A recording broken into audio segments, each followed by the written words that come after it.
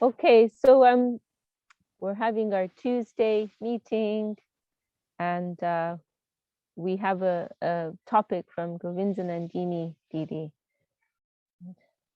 The question is why there is an image of Hanuman in Arjuna's what's the name?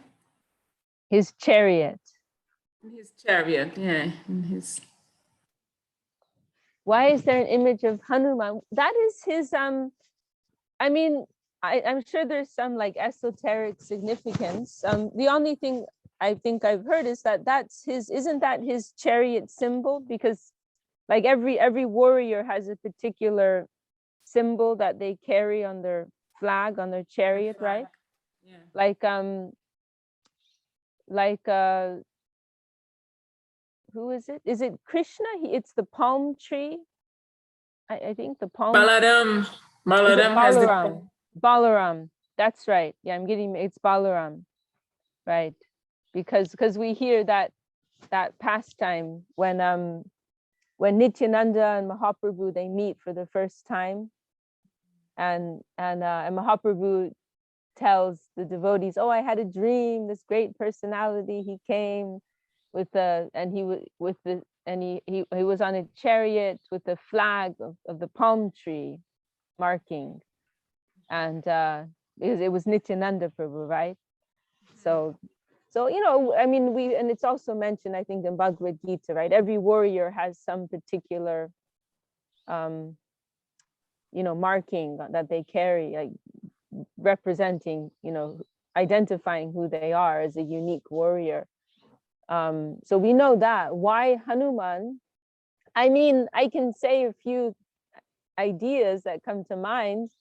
I mean, I can speak generally why he might choose Hanuman. I don't know, like this, maybe there's some more specific personal reason, but generally speaking, Hanuman is very powerful. And yeah, Hanuman has some very special power, and it's something that we heard Gurudev Srila Govinda Maharaj mention a few times, and he gave a few examples. I'll just mention one example. We were discussing this recently here, I think, that there was one incident when it was Krishna's grandson, right? Aniruddha, he ran away with Usha, who's the daughter of, I think, Banasura, who was a demon, an asura. And anyhow, it came to war, basically. And the father of Usha, who Aniruddha had run away with, he was a devotee of Lord Shiva. And so he invoked Lord Shiva, you have to help me. And Lord Shiva has this nature, he is known as Santosh, right? Like he's easily pleased. And so he tends to get involved in these situations where he's opposing Krishna,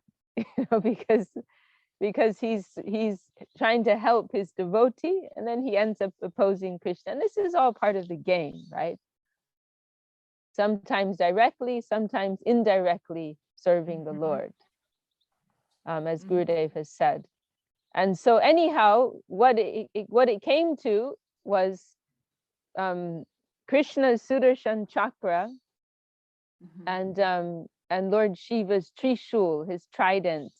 They were independently battling each other, and it was because they have their own, they're the weapons, right, of Krishna and Shiva, but they also have their own personality, right? Everything is conscious ultimately.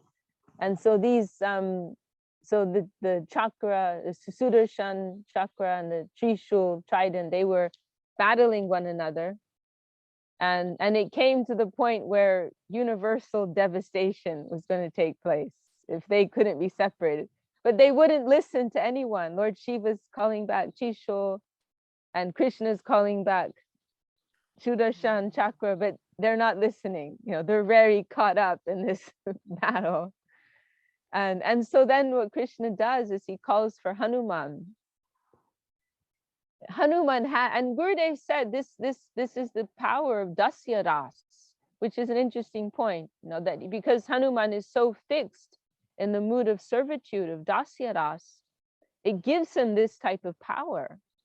And so Hanuman is dispatched to, you know, to separate these two. And Hanuman goes up and he's able to do that. And he can take the chakra as a ring on his finger and hold the Trishul under his arm. So, you know, Hanuman has this special power. He's known for that. We've heard Gurudev mention other stories. And another interesting thing that Gurudev said, which maybe isn't exactly relevant to Arjuna, but is that Gurudev said Hanuman, he can give a lot of support for brahmachari life, you know, because Hanuman is a perfect brahmachari. And so he said that, you know, we can pray to Hanuman to give strength for that. He's such a staunch brahmachari. So he can give special support for that. And you know, Hanuman, he's a great warrior too, right? You know, and he's a hero. Yeah. He's one of the greatest heroes that is, you know, that is known, you know, in the whole Vedic world, isn't it? He's such a wonderful hero. Actually, it's interesting to observe, especially in California. Oh yeah, Jayadev, I'm sure. Yeah, let's hear something from Jayadev. But I'll just lastly say that you see, it's interesting to see, especially in California, there's a big Hanuman Bhakti movement.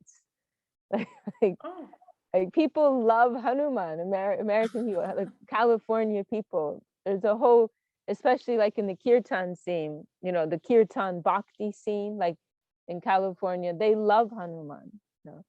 Actually, I gave a talk once a few years ago at a yoga center in Los Angeles that was dedicated to Hanuman.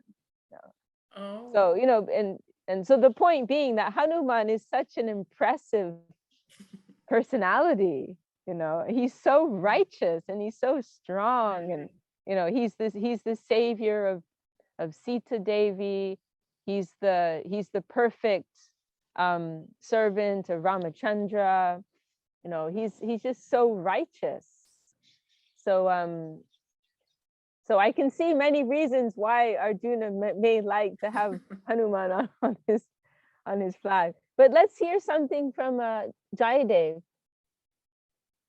Jayadev, you want to share something? I'm not sure about my connection, so let me know. I don't know that much, but I put most of what I know in the chat. Like Bhima and Hanuman both come from Vayu because all the Pandavas have different fathers. So they're not exactly, they're like, I don't know what you would call that because they don't have the same mother or father. Wait, no, that's the same father. So the half brothers. Yeah, they're half brothers. But then what does that make Arjuna and Hanuman? I'm not sure because they don't have the same father or mother. They're like step brothers or something then? No, they have the same mother. Mother, yeah. No, Hanuman's mother Anjani and father Vayu. Anjani Putra Pavanasutta Nama. So he's the son of the wind of Pavana, Vayu, and Anjani. So, and that gets really deep into the birth and the parentage of the Pandavas because they all have different fathers and one mother. Oh, well, then and each of those fathers is a Deva. Each one is a Deva who also has other consorts. Arjuna is Indra's son. Yes. So Indra and Vayu are their fathers. And Vayu has Anjani in Ram Leela, I guess, is Hanuman's mother. Well, I think that's a beautiful connection that you've drawn, because so that means Arjuna's half brother is actually the brother of Hanuman, and his stepbrother is Hanuman. Yeah, that's it. Yeah. His Arjuna's stepbrother is Hanuman, and his half brother is the half brother of Hanuman. So that's really funny. That's a pretty close connection. So then the flag part, why is Hanuman appearing on the flag? I wish I could remember the details. Chintamani and I were reading all these different versions of Sri Mahabharata. All I remember is Bhima and Hanuman hadn't met yet. And Bhima's going up to some mountain, I think on a quest for one of the ladies, you know, or something to get some flowers, something like that. and he comes across this long tail. And you know how powerful Bhima is.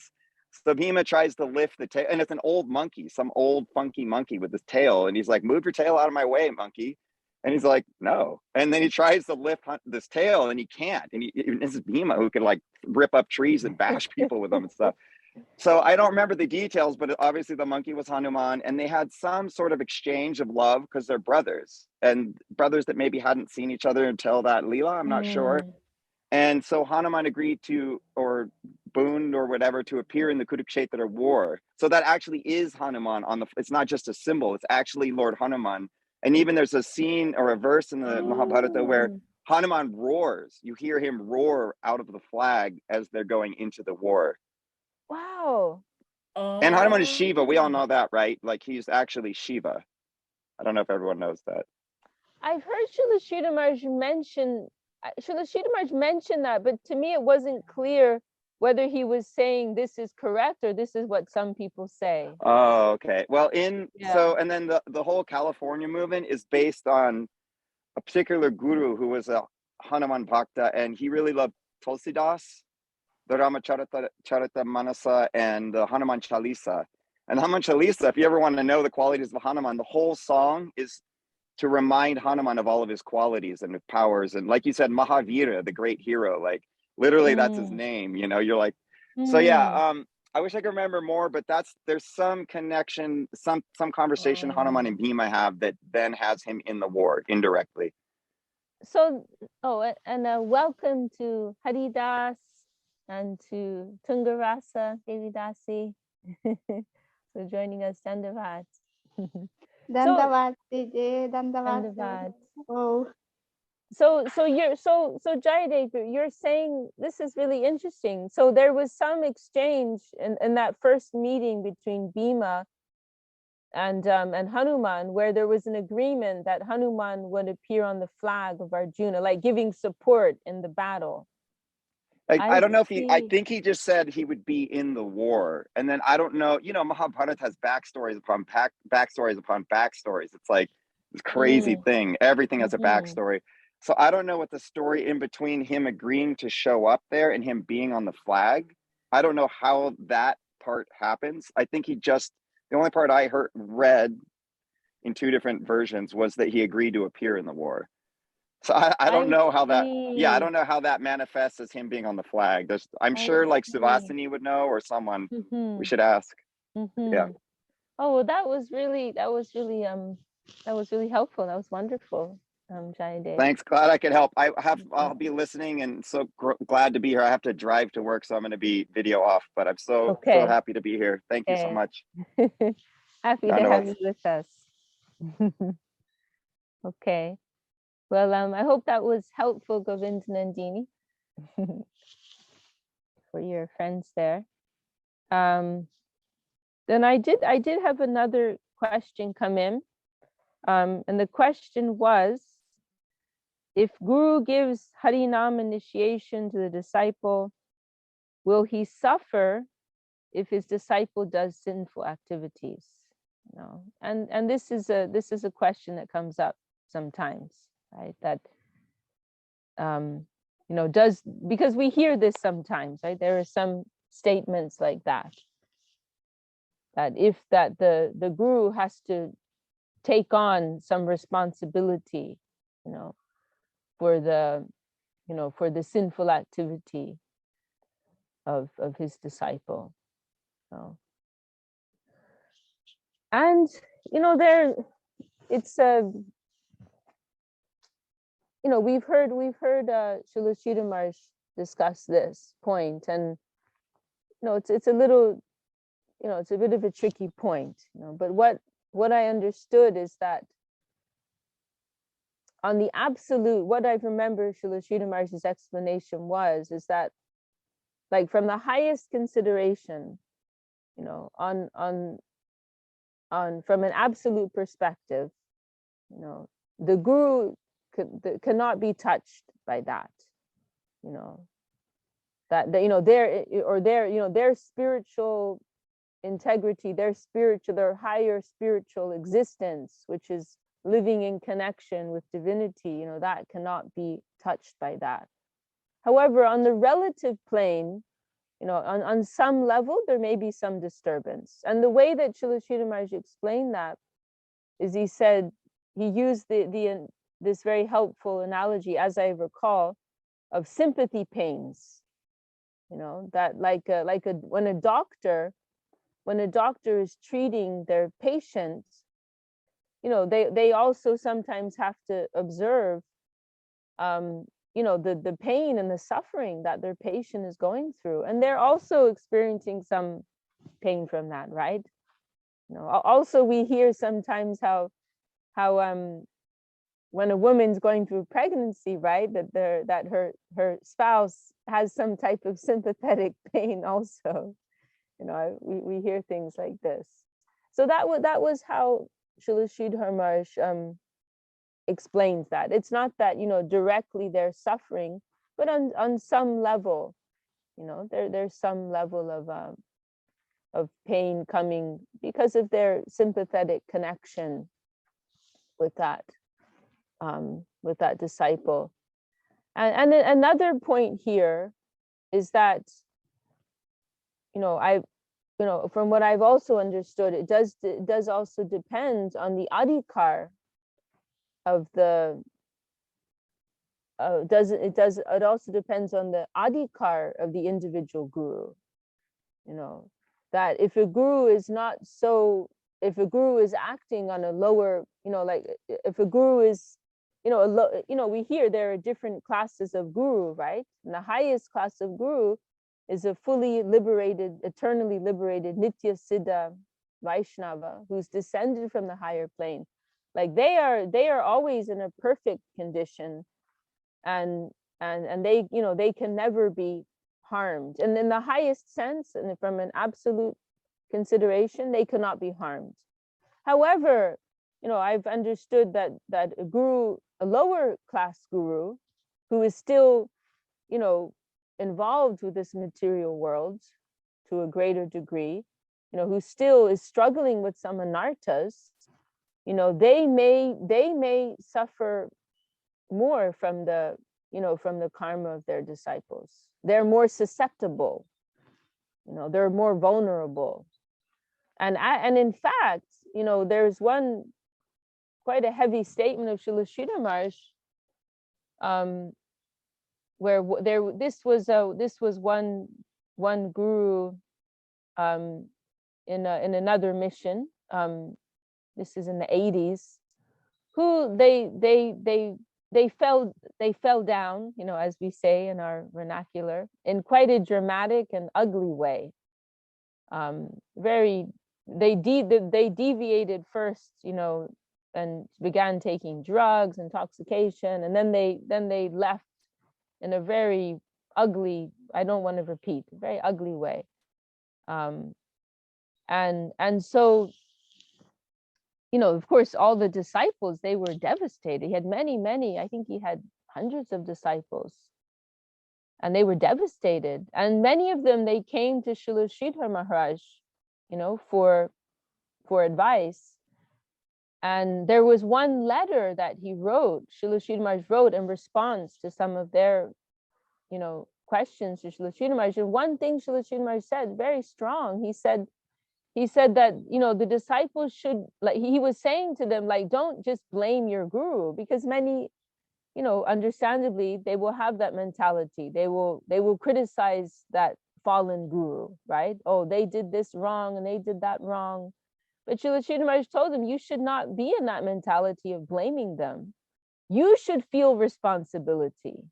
He said that, you know, because you're coming with your karma, with your sin, and he's taken responsibility for that, you know, and he could not digest it. It's a matter of digestion. Gurudev would use this analogy sometimes, digestion, you know. So, like, you know, like, so the guru who's in a more under the influence of the material energy, they're more susceptible, they're more vulnerable. And so in that case, then there is a little more danger, I would say. It is true that the karma that the disciples are bringing, it can weigh down that guru. And especially, you know, a real danger zone is when the disciples, they are, you know, they're giving so much to the guru, right? They're giving money, they're giving resources, they're giving energy. And if the guru is not fully offering that up in a surrendered way, then that karma becomes attached to them. You know, Srila Sridhar Maharaj, he talks about the difference between opaque and transparent gurus. You know, the transparent guru is perfectly passing everything up, right? They're transparent. But the opaque guru, there's like a block there. You know, if you have like, this is totally opaque, right? The light cannot shine through this. This is, but if I have a piece of glass, then the light's going through perfectly, right? So in the same way, so the opaque guru, whatever is being offered to them, they're holding on to it, they're keeping it themselves. And so therefore, if there's any, you know, because everything, you know, money, resources, they all have some karma attached to them. And we cannot digest that. You know, we will have to take that on ourselves unless it is being wholeheartedly offered up, you know, to the higher plane, to Guru Gauranga. Right? That analogy is given, the Guru Parampara, the analogy is given of a telescope, right? Where you know, there's so many lenses, and together they're giving that clear vision of what is so otherwise would be impossible to see, right? So all these lenses, these are clear, transparent lenses, right? They're representing the gurus and the Guru Parampara. So so you know, that is a, you know, so I would say, you know, it depends to some degree on the degree of purity of that guru, and how much how surrendered they are. You know, what is their mood of Sharanagati and what is their adhikar. You know? So, and another thing that's coming to my mind now is kind of as an example of this is our Gurudev Srila Govinda Maharaj. He and you know, we have to carefully hear these things, right? He's saying this out of his humility. But he mentioned once, and I was actually surprised to hear this. I heard this on a recording. He mentioned how there was one, this was a disciple of Srila Swami Maharaj Prabhupada. I believe he'd had first initiation from Swami Maharaj Prabhupada. And he came to our Gurudev for Gayatri Diksha. And this was in Navadvip. But Gurudev was cautious. And Gurudev said, because that man, previously, he had some business involving cow slaughter. And so Gurudev expressed that he didn't feel that he was able to digest that. You know, he didn't feel that he was qualified to digest that. And you know, which is, you know, I was actually surprised to hear that, you know, because he'd had actually already received first initiation from Swami Maharaj Prabhupada, as I recall. And also we know that ultimately, you know, in the big picture of things, sin is not counted, right? From an absolute perspective, any sin that anyone has committed, we do not consider it. No, everything can be purified, right, through our devotional practice. But Gurudev, he had this type of humility and caution that he didn't feel that he was able to take that on, you know, which is an interesting, significant point. So then what happened, then the story continues. Then what happened is that Gurudev, he kind of like tried to find a way out of it. And so he told him, he told that man, you know, the person who does the because when the men take second initiation, there's a fire sacrifice involved, right? And so Gurudev said the person who normally does that, Aranya Maharaj, right, who was Krishna Sharan at the time, he normally organizes the fire sacrifice, but he's not here. So maybe it's better that I could give you the mantra now and you come back later. Sometimes devotees do that, right? You do it at different times. I can give you the mantra now and you come back later for the fire sacrifice, or you just come back another time and do it all at once, like that. So that man, he decided not to take initiation at that time. And so he left and he didn't come back. And but Gurudev commented, I think Guru Maharaj changed his mind. I think Guru Maharaj changed his mind, because he understood I didn't feel I was able to take on this type of sin, So it's interesting. And of course, again, Gurudev, we consider him to be Nitya Siddha, eternal associate of the Lord. So there's no question of him not being fit. But in his humility, in his Vaishnava humility, he's feeling like that. He's feeling that he's not qualified to take that on. So that also shows, right, that there's some consideration of the individual capacity of the guru. So can I say something, Vishakha? Yes, Prabhu. Yeah, I think Gurudev suffered so much because he took so much karma. The Param Guru Maharaj told him not to open too many centers and don't take too many people. But I guess Gurudev was like Nityananda. Later I saw a lot of people want to touch Gurudev's feet. They will stop. No, Bengalis, they won't allow them to touch Gurudev's feet. Yeah. Yeah. Gurudev suffered so much. We here, especially in America, Gurudev suffered so much. Yeah. So terrible. Yeah, just I don't know, it's a Leela, maybe, I don't know, he's showing externally, only Krishna knows what's inside, but all I can see external. It was so painful for me to see. One time he came our home, nobody come, and some devotee wanted to come. I could feel Gurudev don't want to see them. So I said, no, I only asked Devi to come.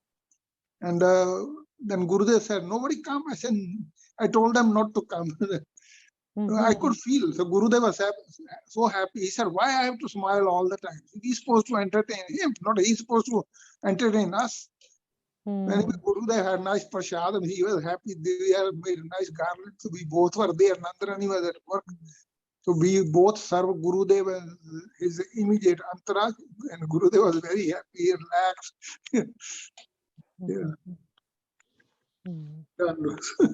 Dandavat.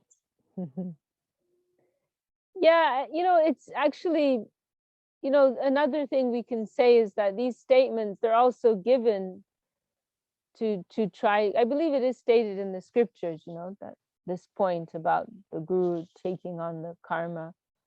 But one point is that also that sometimes these things are said to encourage, the disciples, try and pull yourself together, get your act together.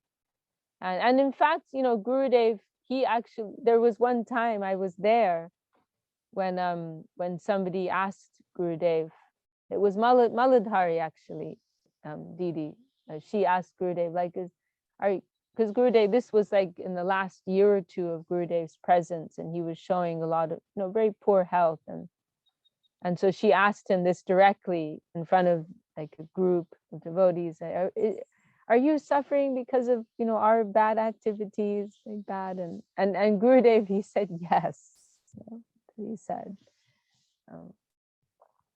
But what I felt was that Gurudev, and I discussed this also with Chinmoy. He was in the room, and it was also his impression. Gurudev was saying that because he was trying to encourage us to take our spiritual life more seriously. That's what I believe, that he's telling us, pull yourself together, get your act together, be serious about your spiritual life. I feel that for that reason he said that. I don't believe that Gurudev I don't believe that Gurudev physically suffered. Gurudev, he's an eternal liberated soul. He's existing independent of any experience of this bodily plane. He's in a different class, he's in a different category. So yeah, there are different, considerations around this matter. It's not a black and white thing.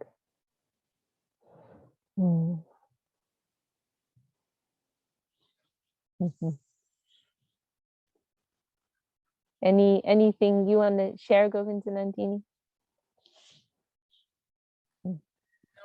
Just Jayadev, he wrote on the chat. Also, Srila Gurudeva, when he talks about his personal altar, isn't Hanuman on it?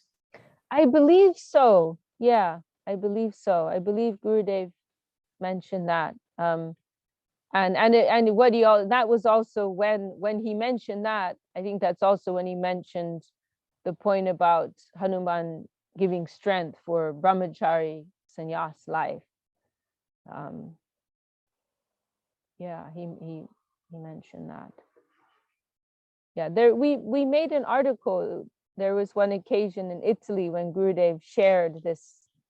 He gave us like a glimpse of his inner world. I'm sure you saw that. His morning wake up, it's called, and he was describing how he has a small altar in Calcutta and also in Navadvip, and how wherever he travels, even if he's not physically there in front of that altar, then when he wakes up in the morning, when he arises in the morning, he's always awake. So I don't want to say he wakes up, but when he arises in the morning, then wherever he is in the world, he meditates on that altar, and he mentions there, who is on, let's see, maybe we can look it up right now. But yeah, I think I'm pretty sure Hanuman he mentions Hanuman. Here it is. It was actually the last post on gaudiyadarshan.com. Here it is. So this is an altar in Calcutta. And so Guru Maharaj is on there. Nishingadev, Giriraj, our Mat deities. And he says Hanumanji is also there. Hanumanji is the best protector from all the nonsense things. He himself is a brahmachari. He is a super devotee of Lord Ramachandra and is always merciful to the devotees of Krishna. So yes, Hanumanji is also there.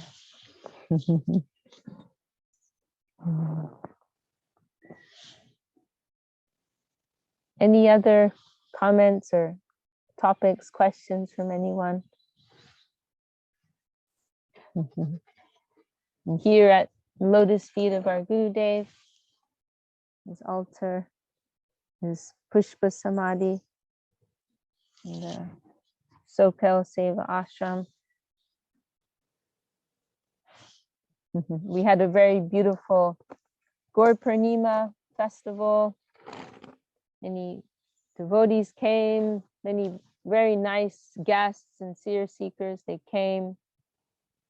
And especially after, all the period with the, COVID stuff, it was very joyful. It was the biggest festival they've had here, since all the COVID stuff. So it was very joyful. But it's so beautiful to see how people are hungry, and there's some food here to give to people, and to see this reciprocation, that newcomers coming and experiencing this reciprocation with the divine plane, with the Lord.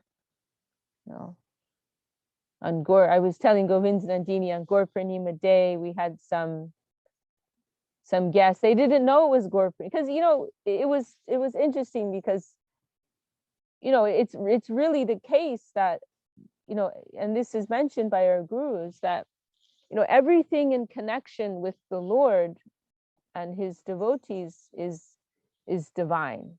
So even the time of their appearance becomes sacred, becomes purified. So that time becomes worshipable. So it's not just that's why we follow the Vaishnava calendar. There is special potency in this particular time in which the Lord chose to appear. So it's a potent time. And so it was very fulfilling and inspiring to observe that on Gaur Purnima Day here.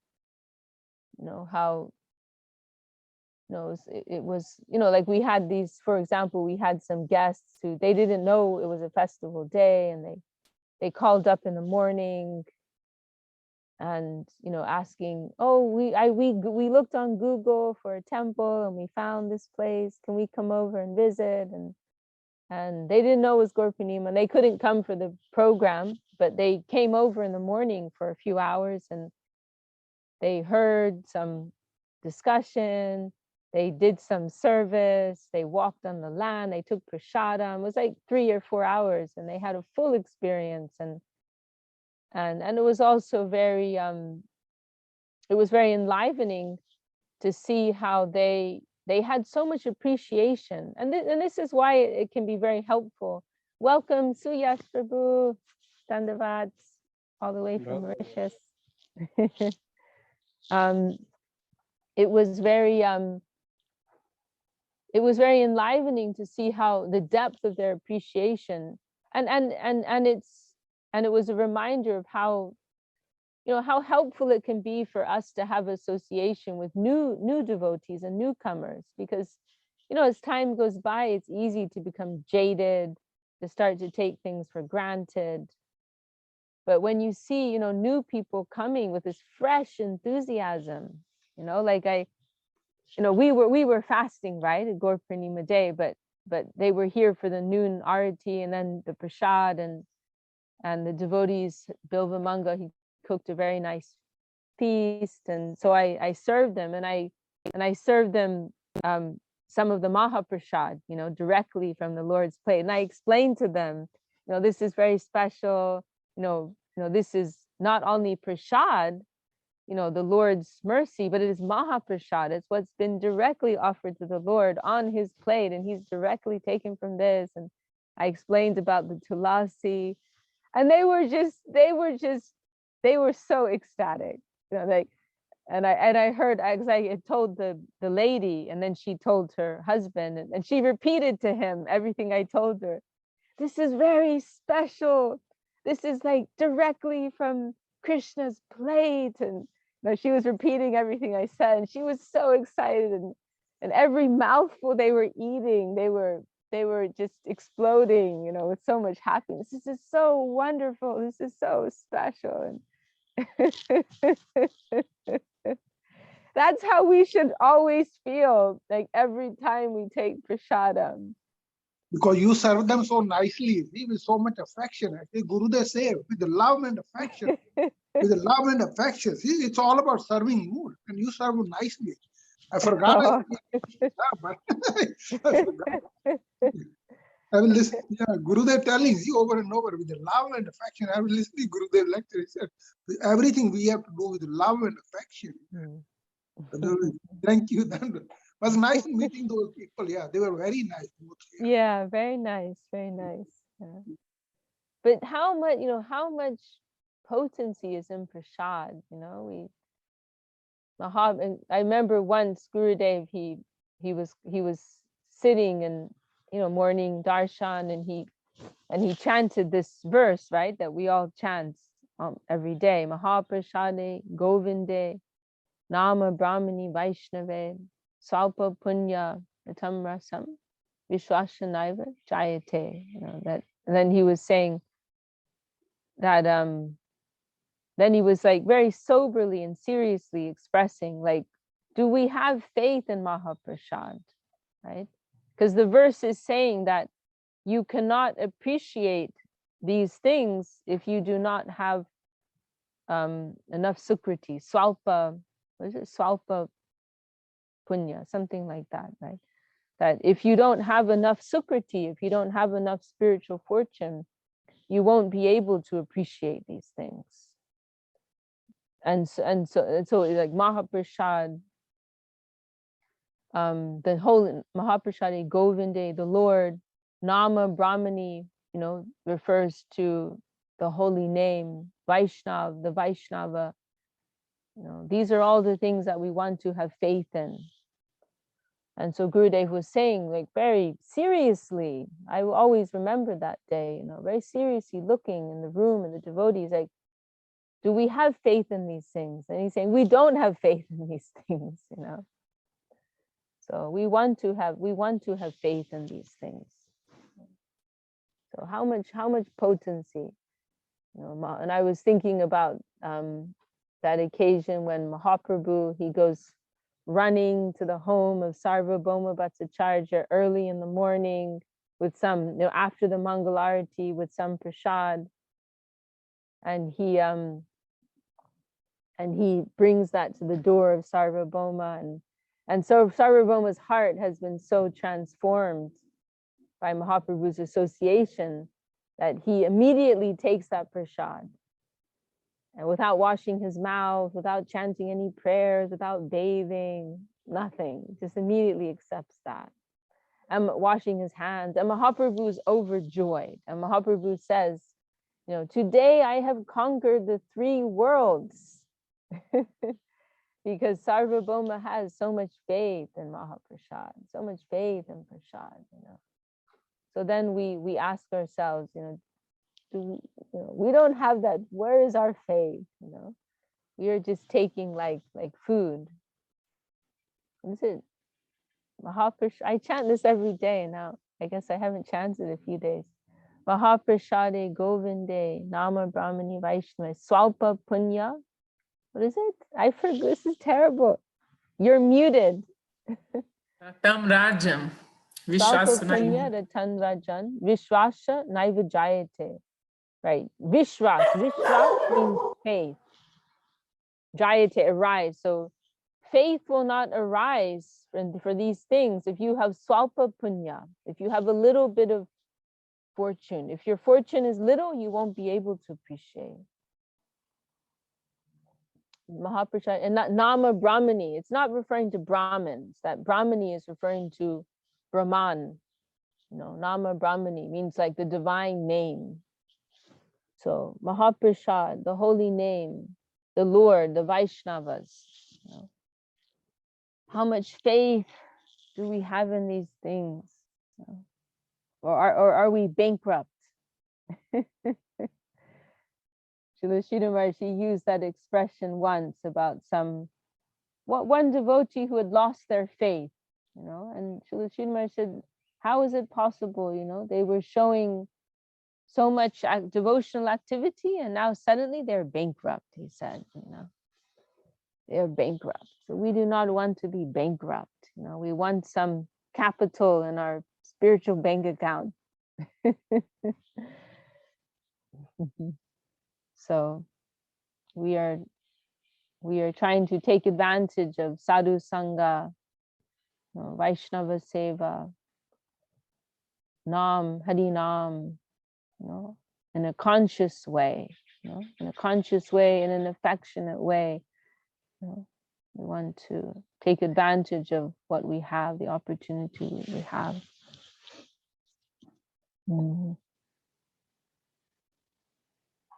Thank you all so much for giving me your holy association and this opportunity to engage in some seva to Guru Gauranga Vaishnava. Anyone have any final words, or should we close there for today?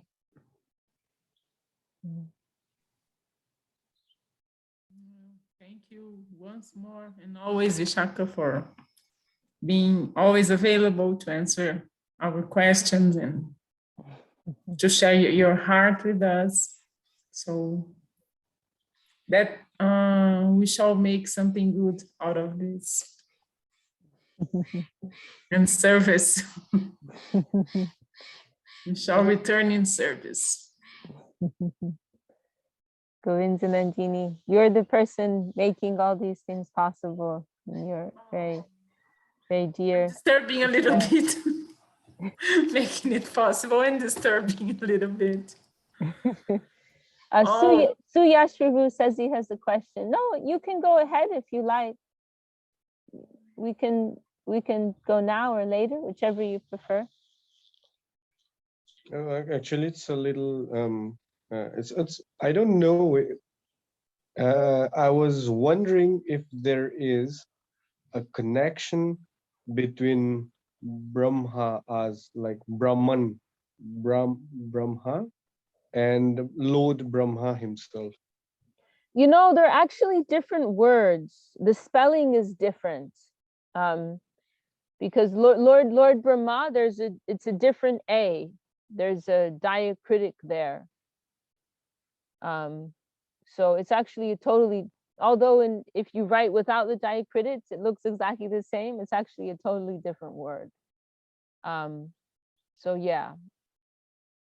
I mean, it's possible. I mean, no, it may, don't, I'm not an, an expert by any stretch of the imagination. I will ask one of my friends, the Lalita Madhava Prabhu is my good friend.